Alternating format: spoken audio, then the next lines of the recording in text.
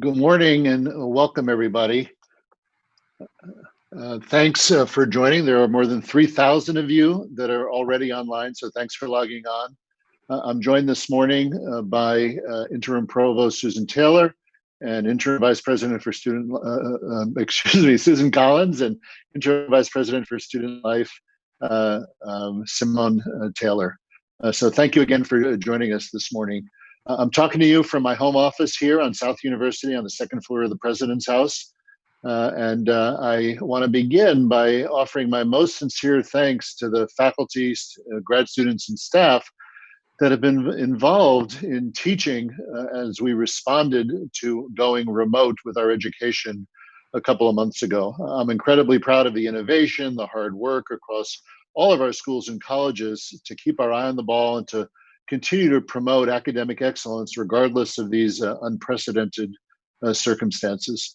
I offer my best wishes for everyone's good health, your friends, your family, through this unprecedented pandemic and all the challenges that have come along with it.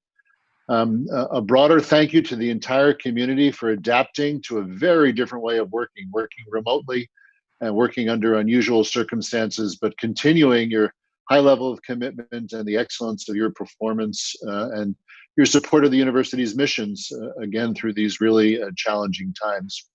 A special thank you to all of our health system personnel, the front line, who's done a marvelous job in response to the pandemic, but also to everybody on campus, the nature of whose work required that they do come in to campus. People whose jobs were critical, that they be here and present while others were working remotely. Our DPSS folks, our facilities people, our ITS staff, including JJ and his team, who are helping us with the technology for today's town hall, our university health service, the list goes on and on. I really appreciate that in this time of anxiety and concern, people are really pulling together and supporting one another, and you'll have my gratitude and respect for that. So there's good news. The stay home, stay safe approach here in Michigan not only bent the curve of the pandemic, I'd say it broke the curve of the pandemic. COVID-19 has been diminished. It's gone down a lot. It hasn't gone away. But the average cases and average deaths in our state are fivefold lower than they were during the peak of the pandemic. And that's fantastic. And it speaks well to our fellow residents here in the state and everyone's commitment to follow the guidance of staying home, wearing masks when you're out, washing your hands more frequently. This communal action has really worked. In our own county here, Washtenaw County, we've had about 1,300 cases, about 100 deaths, and every death is too many. It's slowed down to a trickle, so we're ahead of the game. However, in reality, I think this pandemic is going to be with us at least through the coming academic year. The disease is there until we get a vaccine and can deploy it to 300 million people in our country, at least. A couple of doses, the logistical challenges are huge. So we're planning for at least the coming full academic and budget year operating under the threat of COVID-19. But things have improved enough to really say that it's time for us to begin to carefully reactivate the university and reactivate the state of Michigan. We've been seeking advice from faculty experts in public health and medicine, many of whom are the same experts advising the governor on how to reactivate the economy in the state of Michigan. In addition, we're getting advice from faculty on the practical issues of delivering the curriculum, as you'll hear about, but also on issues of ethics and privacy and equity and inclusion as we chart these really unprecedented waters. I am optimistic that we'll make it through this era and come out the other side, continuing on our upward trajectory of academic excellence and ever increasing value to society that we serve. And also, I'm optimistic, as you'll hear about in a few minutes, of our ability to have what I'm calling a public health informed in residence semester this coming fall. Most recently, the governor has extended her stay home, stay safe order now through June the 12th. We don't know if it'll end then. It may be extended again. But recent changes in that order have allowed us to reactivate certain parts of campus. We've resumed doing a lot of our outdoor work. We've resumed many of our construction projects. Unfortunately for me, South University is being torn up in a utility project right in front of my front door. So every morning at 7, I'm serenaded by what sounds like thunder. But it's good to have people back at work. Also, changes in the executive order about 10 days ago have allowed us to gradually ramp back up our large lab research community. It began last week with 8 buildings and nearly 1,000 researchers. We're doing so in a public health informed way, surveying for symptoms on the way in the door, making sure everyone's wearing masks, making sure the density within our labs remains low and people remain 6 feet apart, that we clean common equipment. So the whole long list of work led by Vice President of Research Rebecca Cunningham, with the cooperation of deans and associate deans for research and chairs and our entire research community. And that'll continue to ramp up in the weeks ahead. I want to caution everybody, though, for the foreseeable future, we're still working remotely. If your job can be done remotely, we're asking you to stay and continue to do it remotely. And employees really shouldn't come back to work in person until approved to do so by their supervisors. The reason for that is to keep the density on campus low and to keep things as safe as possible for as long as possible. So we want to do this gradually. We want to learn from our various stages of reactivation so we can do our best to keep everybody safe and healthy as the university ramps back up again. We're going to focus on 2 topics today and then save plenty of time for questions, at least half our time together for questions. We're going to talk about the effects of the pandemic on university finances, where we are now and what things look in the near-term future. And then we're going to talk about our plans and planning for the fall semester. So I'll talk finances, and then I'll invite Provost Collins and Vice President Taylor to discuss our planning and how things look for the fall semester. Then, as I said, we'll be able to take hopefully plenty of your questions. There's a captioned recording available that we can post, and there are still many people joining. So I apologize, but time is limited, and I wanted to get going on schedule. So, of course, the university has not been immune to the financial challenges imposed by the pandemic. All you have to do is think about how difficult it is for many friends and neighbors in a state that now has unemployment that's approaching 25%. And that might even be an underestimate. And all the small businesses that we love, and the restaurants and the entertainment venues and all the things that are challenged, we're not immune to that. Our heart goes out to everybody, but we're also dealing with struggles here at the university financially. As you know, we issued partial refunds for room and board at the end of the semester, rebates for study abroad experiences that couldn't be completed but had already been paid for. Parking on the central campus, realizing that everyone was working remotely as possible. We refunded parking and suspended paid parking on the center of the campus. We've also lost significant revenues from the use of our campus over the summer by summer camps, by outside organizations, summer housing for students that take a summer curriculum. We lost athletics revenues towards the end of the year. I shared your disappointment with the canceling of the NCAA basketball tournament, which we always do really well in. We predict, but can't be certain of the magnitude of losses in tuition revenue. We're fearing that our master's programs will be affected. We know that many of our international students may encounter difficulty or not want to travel back to the United States in the current context of the pandemic. Our research community has been working remotely, just now about getting back to work in person, but that's had an impact on the university's reimbursements for the facility and administrative costs of research, so-called indirect costs. Revenues have gone down. We're looking at major uncertainties around the state's budget. We've been told that this year there'll be a $3 billion shortfall at the state level, and they're predicting a similar shortfall next year in the budget as well. They haven't cut our budget yet, but we expect there will be cuts. We just don't know the order of magnitude. We're also planning for some increased costs relative to the pandemic.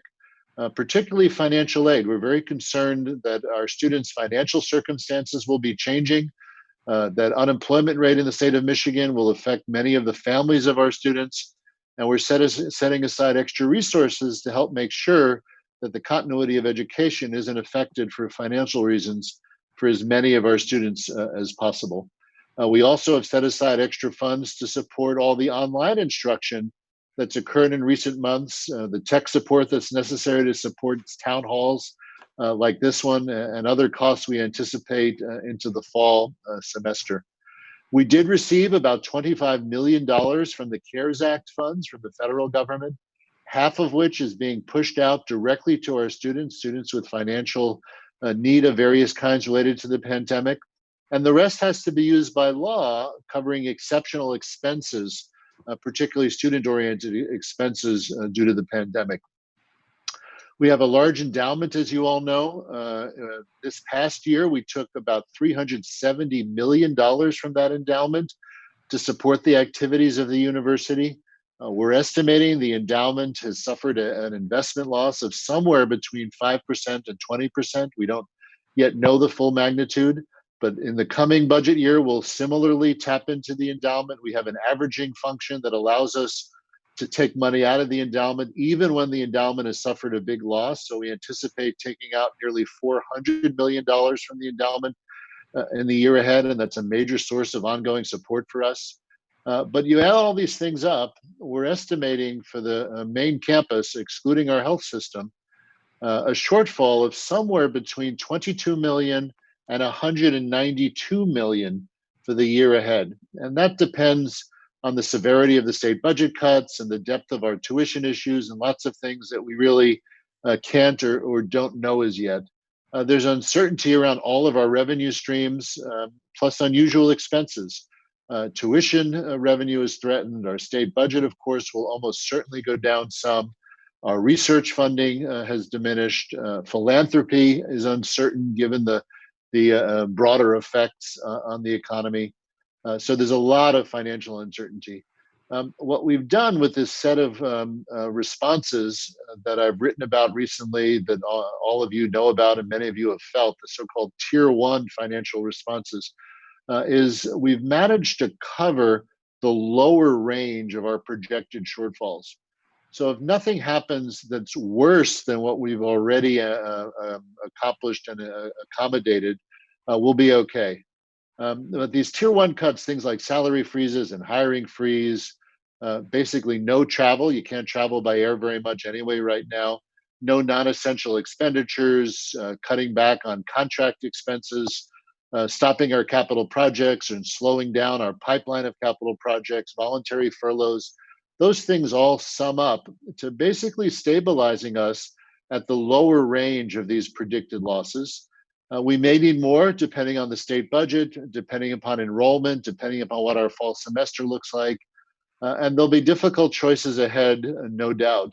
But recognize that we'll continue to prioritize our people. The University of Michigan's a people business. You deliver our mission, our relationship with our employees, our commitment to them is incredibly important to maintain across the pandemic to make sure when all this is over, we're in good shape to move forward. We're concerned about your safety, your security, your health. We're also concerned about our ability to deliver our mission, our research and teaching and service mission, and our university's long-term future. So we're balancing all these things as we make these very difficult decisions in the month ahead. And we promise to communicate as frequently and as clearly and openly as we can as we move forward. So now I'm going to shift to consideration of what the fall semester may look like as we reactivate the campus. And for that, I'll first turn things over to Interim Provost Susan Collins. Susan? Great. Thank you very much, Mark, and welcome to everybody. I'd also like to start by expressing my sincere appreciation to our faculty, our staff, and our students for all that they have done and that they are continuing to do to adapt to the very challenging circumstances that are posed by COVID-19, and to offer my best wishes as well to everyone for their health and their continued safety. So as already mentioned, I'm here with my colleague, Vice President for Student Life, Simone Taylor, to talk about what comes next. What can we expect for the fall and winter semesters? Well, first and most importantly, we are all very optimistic that the University of Michigan will have a public health informed in-residence academic year with as much in-person engagement as possible that is consistent with changing guidelines and conditions and with our core mission. So while there are many questions that I'm sure all of you have about all of the details of that, we can't yet provide those details. But I do want to talk to you about what that might mean, how we're making those decisions, and when you can expect to receive more information. And just to preface my remarks, we pivoted so quickly in March to remote teaching, and that took everyone working together. That really took a united, collaborative effort. And we're going to continue to need everybody's active engagement. This is a shared responsibility. And all of us, faculty, staff, and students benefit from our success. So what might a public health informed academic year look like? Let me just say some of the dimensions of that. So first, we are exploring ways to safely welcome students back into our residence halls. And you'll hear a little bit more about that from my colleague. We're also exploring ways for students who are in Ann Arbor, and we know that many students have remained in Ann Arbor and are still in the area, to have key parts of their instruction and their academic activities in person. And this would prioritize the types of activities that simply just don't work well if they're not in person. So for example, we are exploring what are the best ways to offer studio lab performance classes safely. But some types of instruction, such as large lecture classes, will almost surely continue to be taught remotely, enabling us to follow the public health guidelines and to use our spaces creatively with the kind of prioritization that I've already mentioned. So we're exploring possible changes to our academic calendar that in particular would minimize student travel from home to Ann Arbor. And we know that some students may not be able to or may not feel comfortable returning to campus. And so it's really essential that we ensure that they are able to have a high quality remote academic year as well. Our plans also, very importantly, need to recognize that some of our faculty and staff fall into high risk groups, and we are working on guidance for equitably addressing the unique return to work challenges for these populations. Of course, health and safety for our employees, as well as for our students, will remain an extremely high priority. And as already mentioned, we're leveraging the very best expertise and wisdom of our public health and medical experts from across campus and exploring the range of ways to mitigate the health risks that come from in-person engagements. Using the full public health toolkit, so personal distancing, density reductions, masks, hand washing, facility cleaning, modifying existing spaces, testing, contact tracing, quarantines, the whole toolkit. So our decision-making will continue to prioritize accessibility and also our essential values related to diversity, equity, and inclusion. So far, I focused primarily on instructors and students and on the academic enterprise. Often behind the scenes are our staff, and I do want to say how critical staff are to accomplishing our mission. And that is a very important part of our ongoing planning and engagements as well. So that it will continue to be true for many staff, that how their work gets done will continue to be different, just as the way that some of our instruction will be done will continue to be different, at least in the short run. So it's possible that health considerations will require us to ramp campus activities back down, or even possibly to return to a fully remote operation. And this is one of the questions that I saw in the Q&A earlier. So yes, absolutely, our planning will enable us to be flexible enough to pivot back to remote if we need to do so. So although some things would still have to be quite different from the academic experience pre-COVID, a public health informed academic year would provide a very different and much more engaged experience for our students and our employees than when we had to go remote just a few months ago. In terms of when, we will announce our plans for the coming academic year in June. And that announcement will focus on the key things that have to be decided centrally, such as our plans related to students in our residence halls, whether we're revising our academic calendar. But the actual implementation of our plan for the next year is actively engaging already, and will, of course, continue to, all 19 schools and colleges, and our faculty and student instructors, as well as staff and students across campus. We are making plans for an enhanced, engaged delivery of more than 3,500 courses that we offer at the University of Michigan. And so, as I've mentioned, a lot of that work is really underway, and I greatly appreciate all that are so actively involved in doing so. So how are we planning? And here I'll be relatively brief. There's certainly a lot more that is posted on websites and more of information that's available for those who are interested. So as I've said, some planning makes sense to do centrally, but most of the preparation will be done in the schools and colleges and in departments and by faculty and instructors across campus, and you'll all be central to that effort. So first of all, that work is informed by a team of public health, medical, and lab testing experts. Members of the group are advising Governor Whitmer and her team and enabling us to stay aligned with state level plans. And as mentioned, we also have expertise and guidance related to ethics and privacy. Some weeks ago, my office launched a coordinated set of committees to focus on planning and make recommendations, and they're focusing on the wide range of instructional issues and drawing lessons from last semester so that we can move to an enhanced and hybrid instructional mix of online and in-person experiences. And the committee members include faculty and staff and are partnering across campus. We have gathered information through a variety of means using the schools and colleges, and will continue to do so to find out what worked, what didn't, and what types of support instructors will find most helpful. So we have already significantly expanded the support that's available through the Academic Innovation and CRLT, including workshops and online resources for instructors, and that will continue to be expanded as well to help with the preparation that will need to go on this summer. There are a variety of other issues and dimensions being explored as well, in particular, those that are of particular relevance to our graduate and professional students, and also issues for our international students as well. We'll continue to communicate both centrally, such as through this town hall and through emails and material that's posted online, and we'll regularly update those resources. So the next academic year at the University of Michigan is going to be one of a kind. Yes, it's going to be challenging. Yes, we should expect that. There'll be problems to solve. There'll be bumps along the way.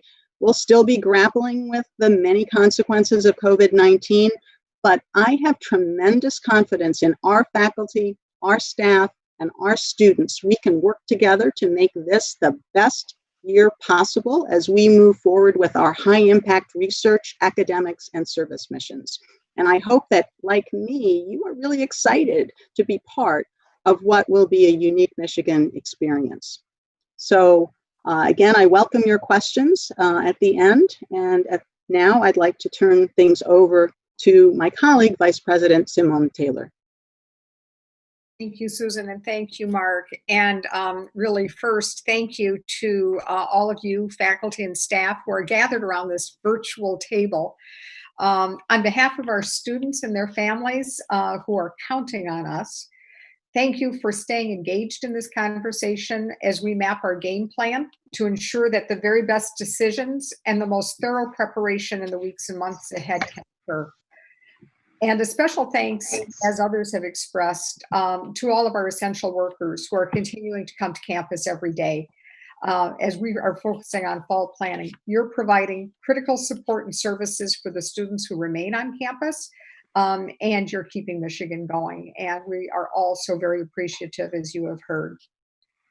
With regard to our approach for fall, student life staff are serving on the committees, many of the committees that our Provost Collins outlined, and are working to integrate this central effort with the fall planning teams that are organized within student life to guide each of our units and effectively delivering on our core work for students.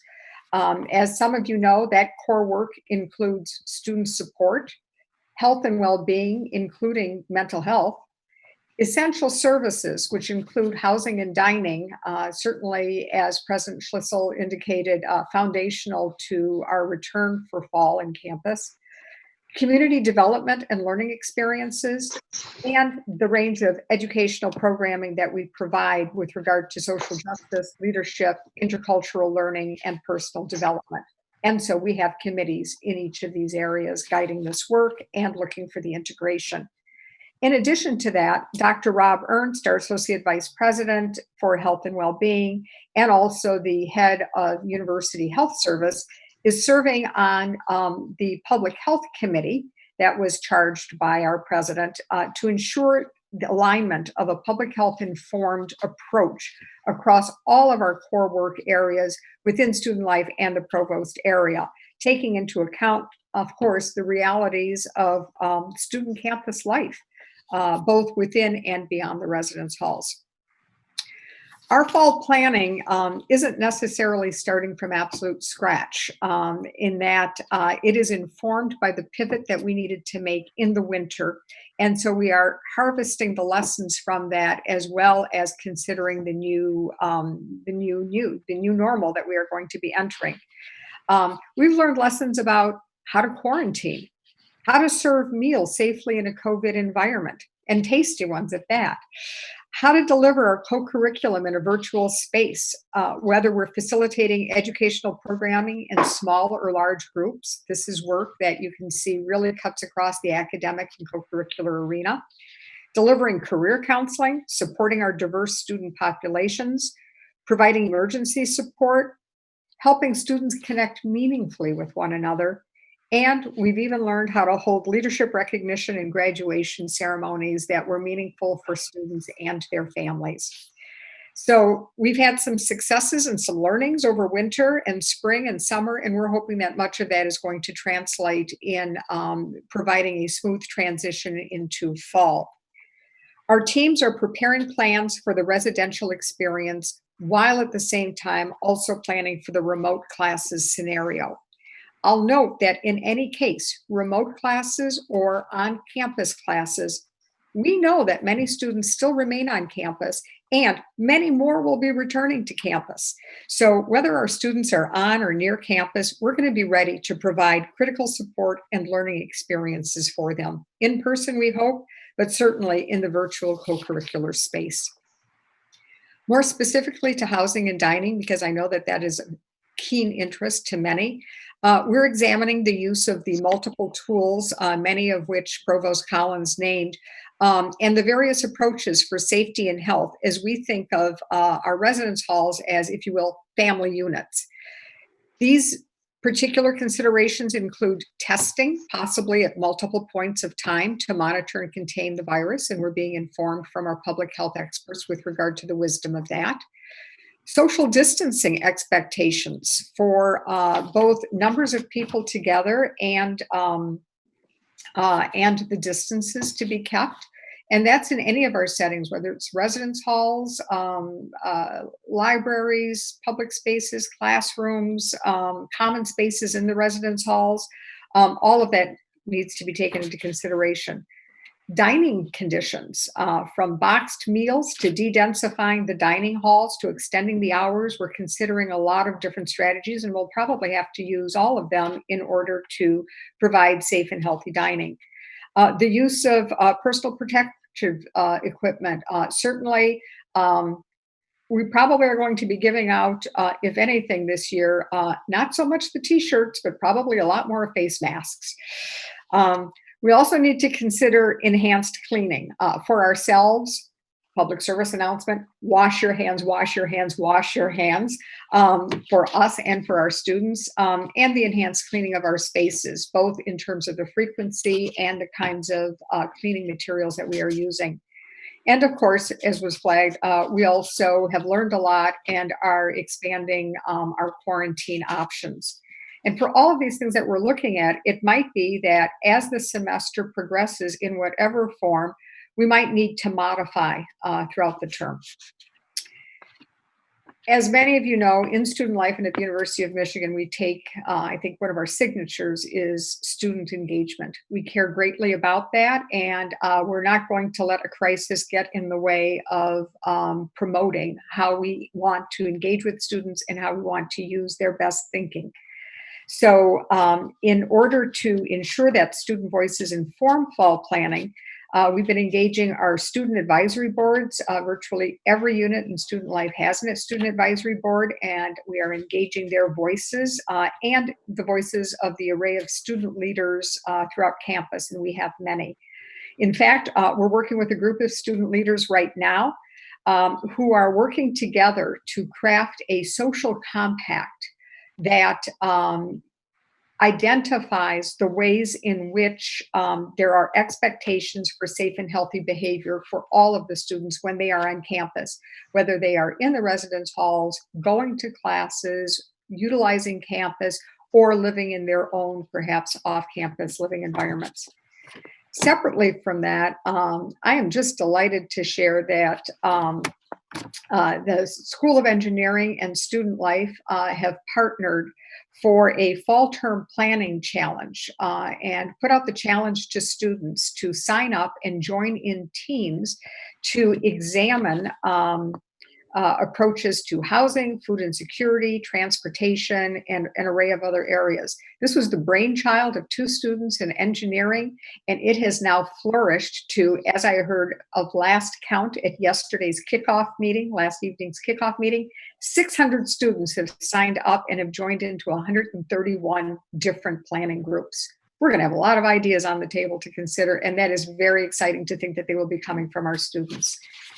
So all of this to say that while fall term, as everyone has pointed out, is not going to be business as usual, we do remain confident that we can deliver on our shared work to ensure a safe, healthy, and robust learning environment for our students.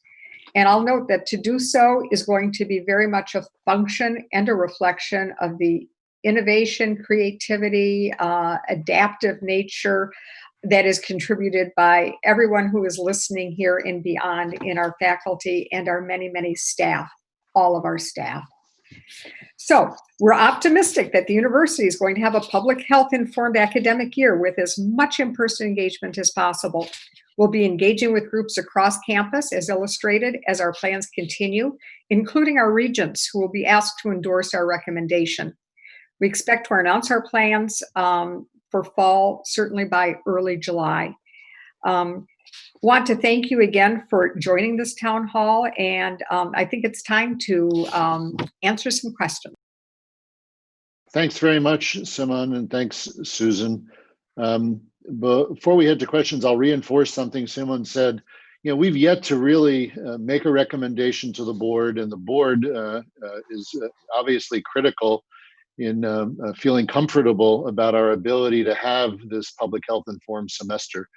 So the work we're doing now is designed to figure out whether we really can do this. And we're optimistic, but the decision hasn't yet been made and it hasn't been discussed with the board as yet. You know, one of the big limitations, and that's from one of the questions actually that we received in advance, we received hundreds of questions before this event even began, is will we have adequate amounts of testing capacity? That's obviously very important to assure the safety of the community, to make sure students in our dormitories aren't spreading disease amongst one another, for example, to be able to take people who have symptoms and screen them for the virus.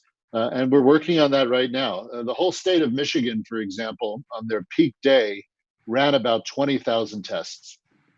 Now, compare that to the number of students we'll be bringing back to campus, 30,000 or so undergraduates, 10,000 of whom live in our dormitories. So if we're going to want to be able to test those students on the way in to be able to identify people who might not know that they're infected, we really need to be sure of our testing capacity. And we're working closely with Michigan Medicine and if need be outside testing labs to make sure that we have that capacity. So there are some things we don't know yet and things we're not sure of.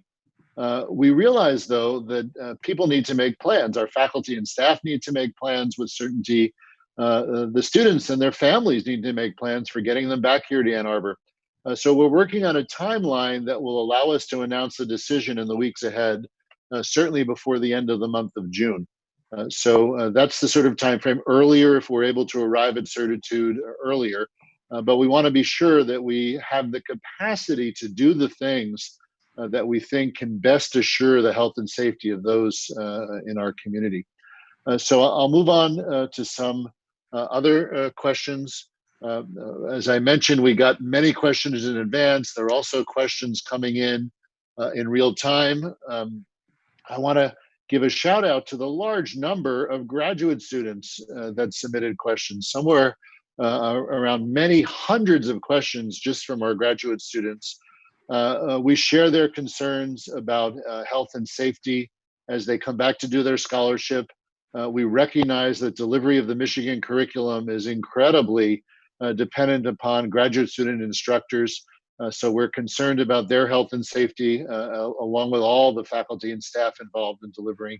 We recognize that our graduate students have financial concerns, and of course, they're worried about impacts on their careers. You know, all of us in leadership positions that you see today, we were all PhD students at one point in time. So we've actually know what the life of a doctoral student is, certainly, and work with PhD students throughout our careers. So we are taking account of graduate student issues, master's students issues, PhD student issues as we make the plans. Provost Collins, did you want to add anything to our perspective around graduate students and making sure that their needs and concerns are accounted for? Absolutely. Thank you. So first of all, just to reiterate, we could not offer our instruction without the critical role that our graduate student instructors play. And so we're also very aware that there are concerns related to health and safety, there are financial issues, et cetera. One of the reasons, therefore, that when we focused on our planning approach, that we identified a committee that would focus explicitly on the issues that are relevant for graduate and professional students, was recognizing that there are a number of special issues. They're both employees and they're students. And so they are engaged in a variety of different ways in that context. And so that will continue to be one of the focuses that we have going forward. Thanks very much. We also got a question from actually many people. How are we going to determine when and if it's safe to come to work?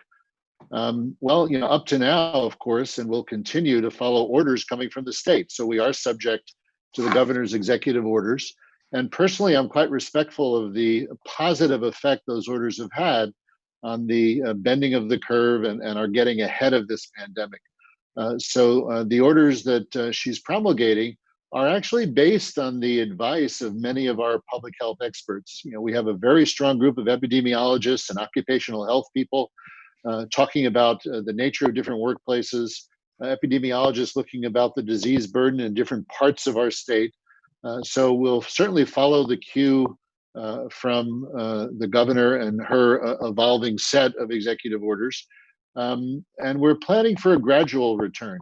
We've learned through the pandemic that we actually can get a lot of the important work of the university done remotely. And when we do it remotely, we're doing it safely. And then the last thing I'll say about returning to work is we recognize that this disease poses different levels of risk to different people. Now, I don't want to dismiss the risk to our students because there are actually people in their teens and 20s and children as young as infancy that have died from this coronavirus infection. But the infection is much worse as you get older. So I'm 62 years old. I'm in a risk group. There are other predisposing chronic conditions that pose increased risk. The CDC website lists what these conditions are.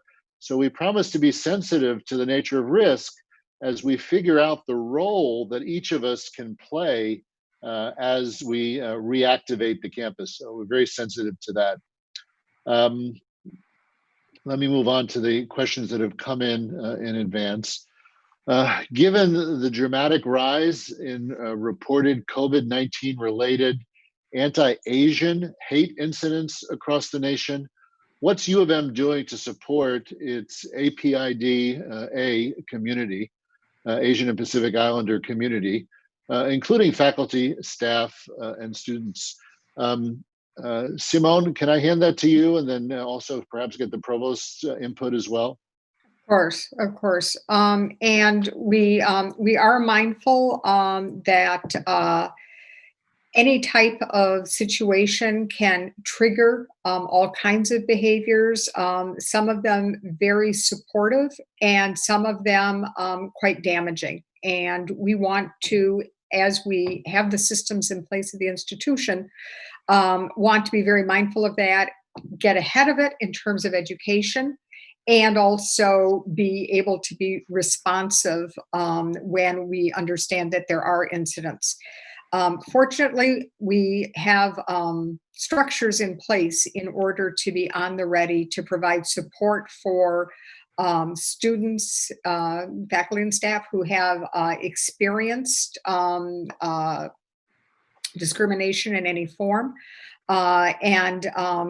It's everything as wide as formal reporting through the Office of Institutional Equity to the kind of support available through student life, through programs like our units, like our multi-ethnic student affairs and our Dean of Students office, who are prepared to hear concerns, explore ways in which we can continue to educate on the local and broader level in the community in order to really live into what we have identified as our DEI efforts at large, and where it then comes into focus in this case.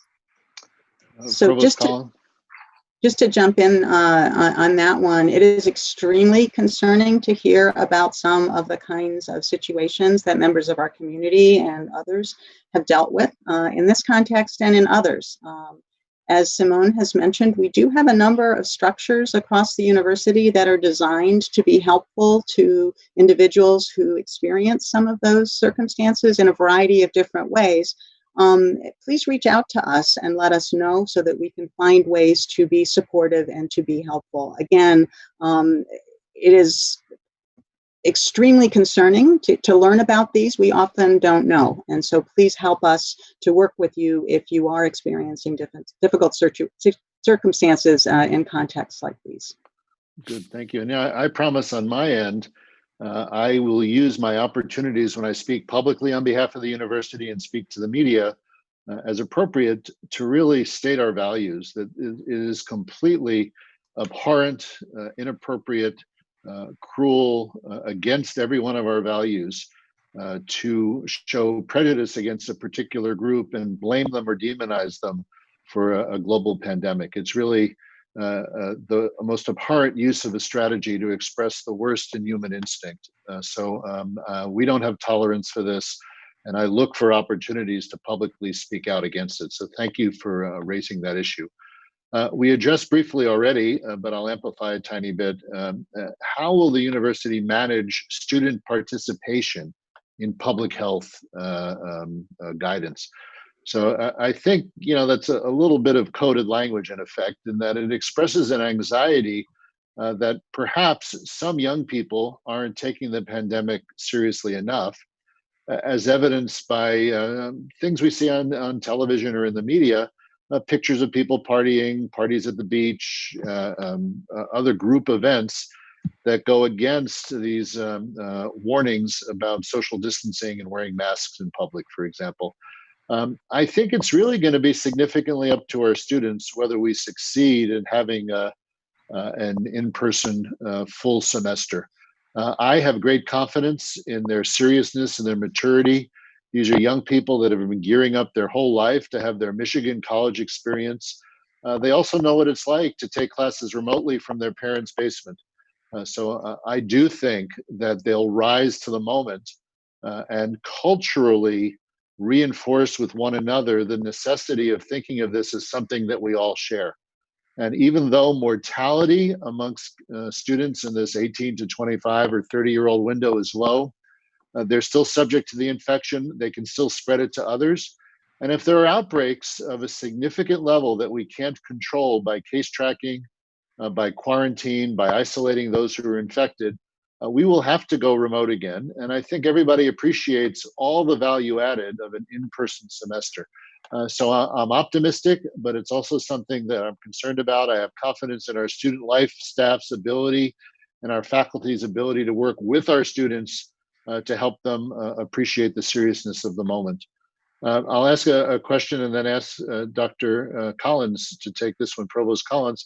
Several people have asked about venues such as libraries, performance halls, even athletics. When will we address our thinking on those issues, our beautiful spaces on campus?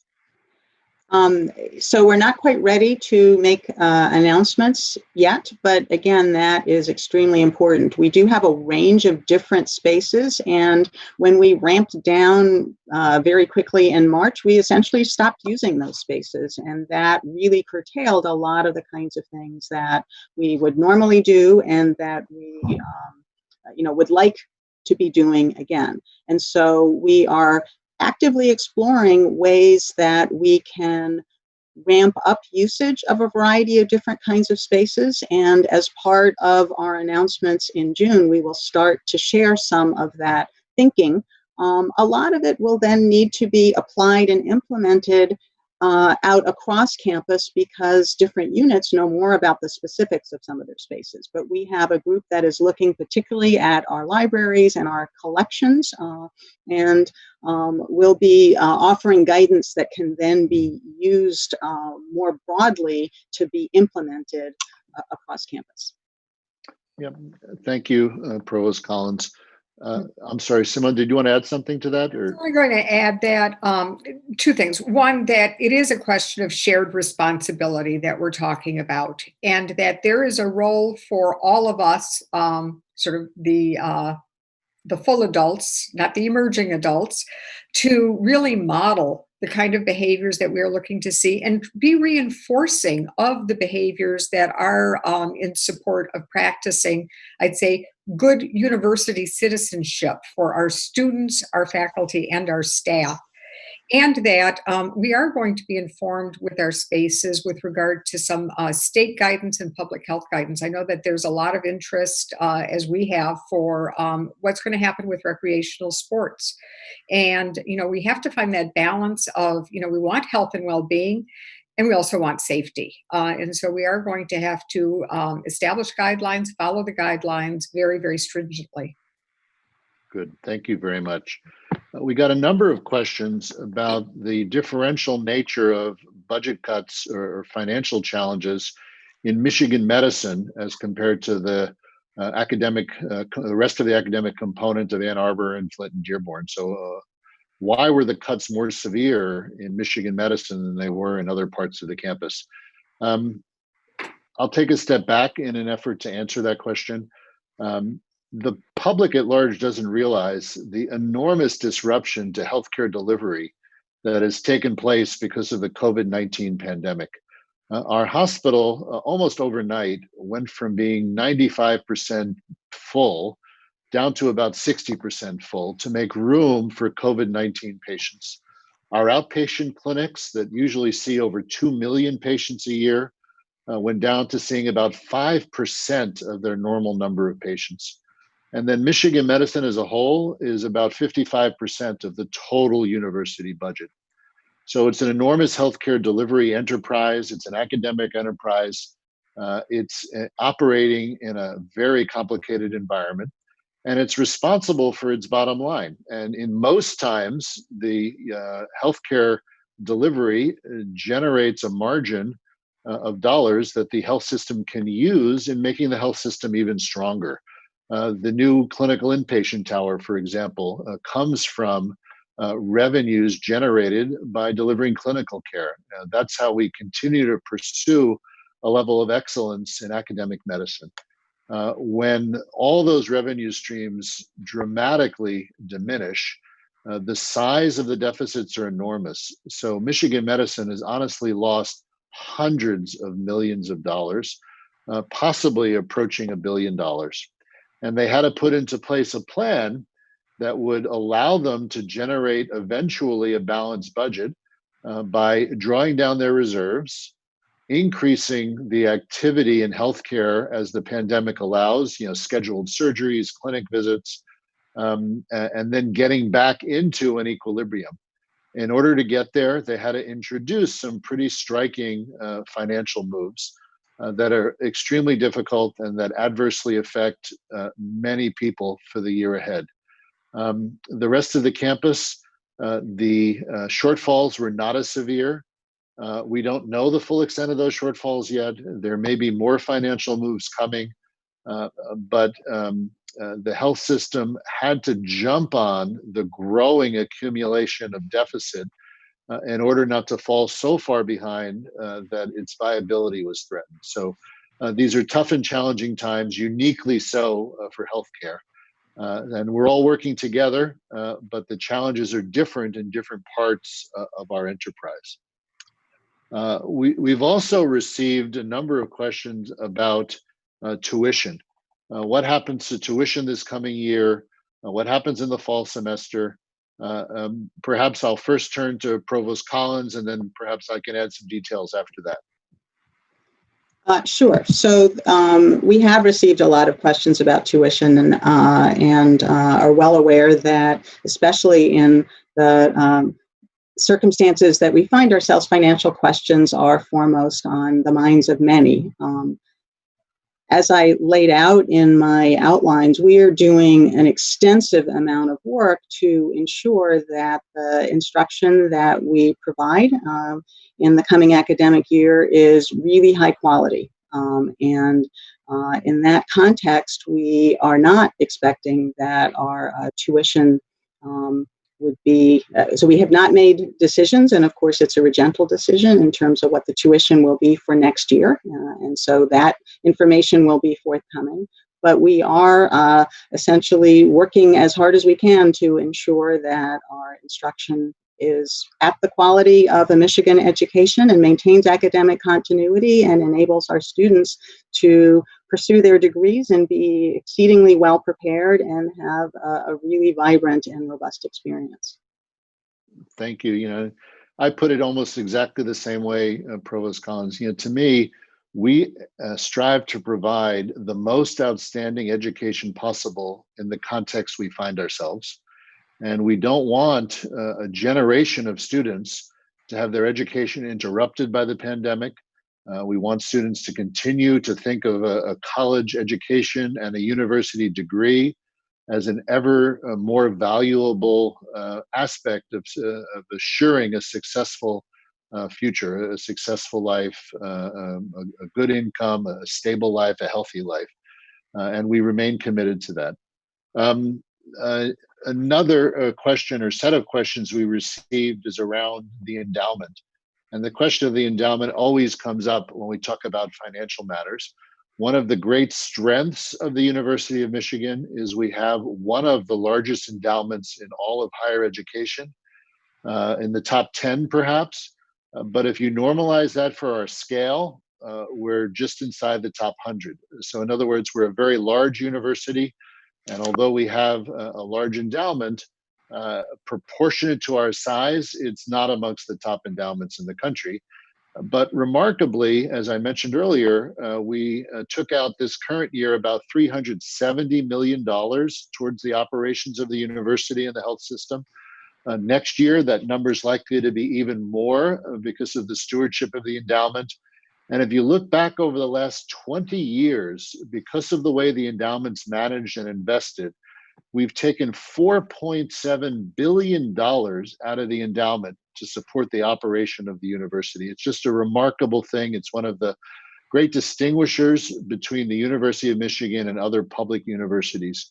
The endowment has gone down in value because of the pandemic. So we are cautious, but the way we use the endowment is based on its average value over the course of years, so that we don't have wild swings in the ability to take money out of the endowment from year to year. So rest assured, the endowment is being used. By way of comparison, the state of Michigan gave us just under $330 million last year. And last year, the endowment gave us $370 million. So the endowment remains critically important. We're concerned about philanthropy in the year ahead, and the endowment largely comes from philanthropy and its stewardship by prudent investment. So the endowment's critical. It'll continue to be critical. It's helping us a lot. And imagine how we would deal with this pandemic if we weren't able to take $370 million out of the endowment next year.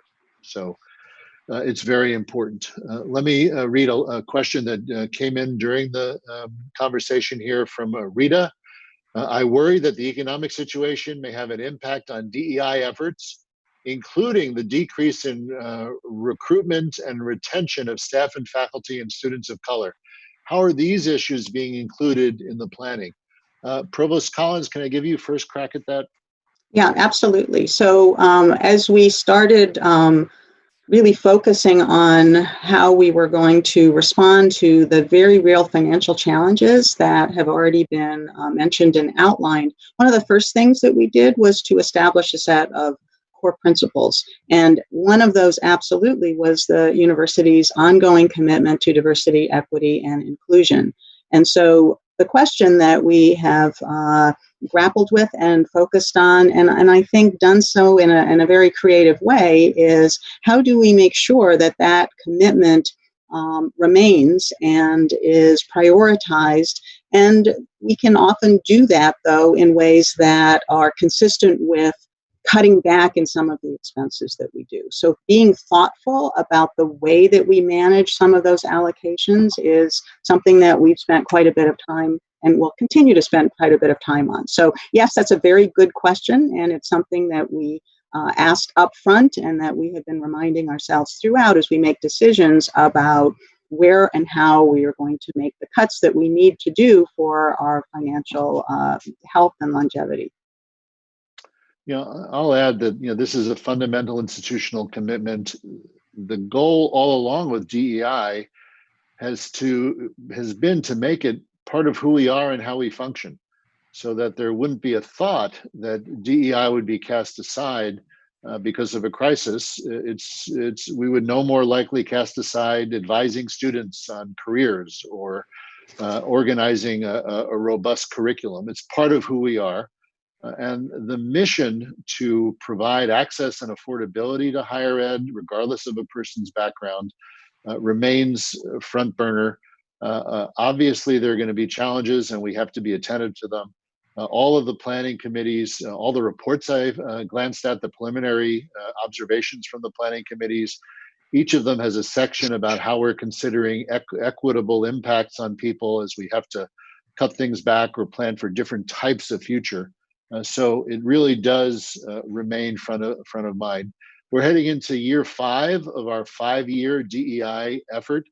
There'll certainly be a reimagination and continuation of those efforts, a DEI 2.0 of some form that comes in the future, but it's part of our DNA.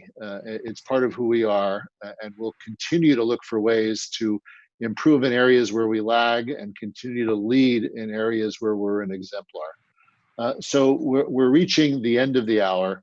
I'd like to really thank the thousands and thousands of people that logged on for your interest, your participation, your hard work, your creativity, the innovation you've shown, the patience you've shown with us as we've tried to steward the university forward in these unprecedented times.